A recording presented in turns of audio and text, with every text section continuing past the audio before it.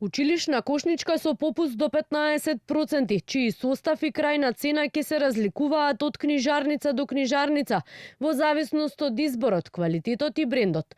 Ова е предлог одлуката која Министерството за економија ќе ја достави до владата. Одлуката е направена во консултации со трговците на големо и мало кои продаваат училишен прибор.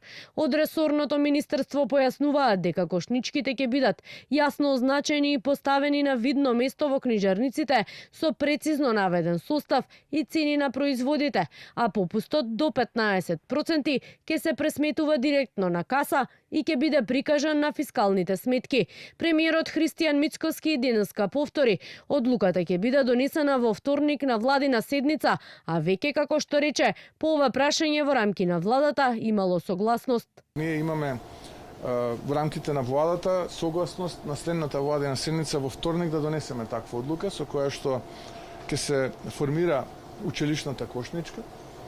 И мислам дека во рамките на можностите сето тоа ќе биде атрактивно за родителите, но и за учениците.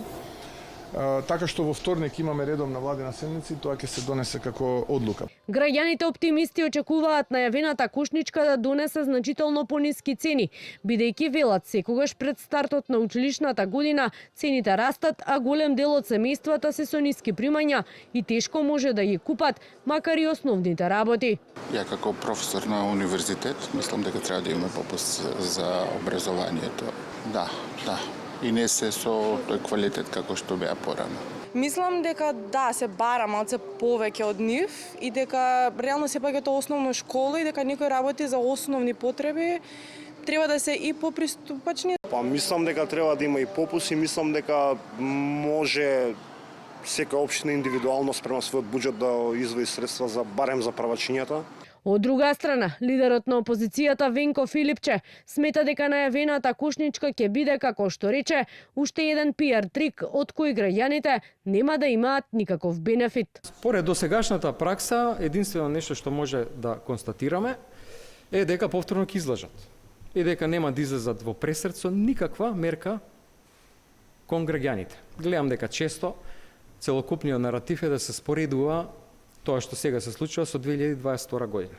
И додека се чека конечната одлука за училишната кошничка, според пресметките, во моментов за основен прибор, како тетратки, моливи, гуми, блок, бојци, како и ранец, потребни се минимум 5000 денари. Само ранец во актуелните понуди може да се најде по цени од 1300 па се до 5000 денари.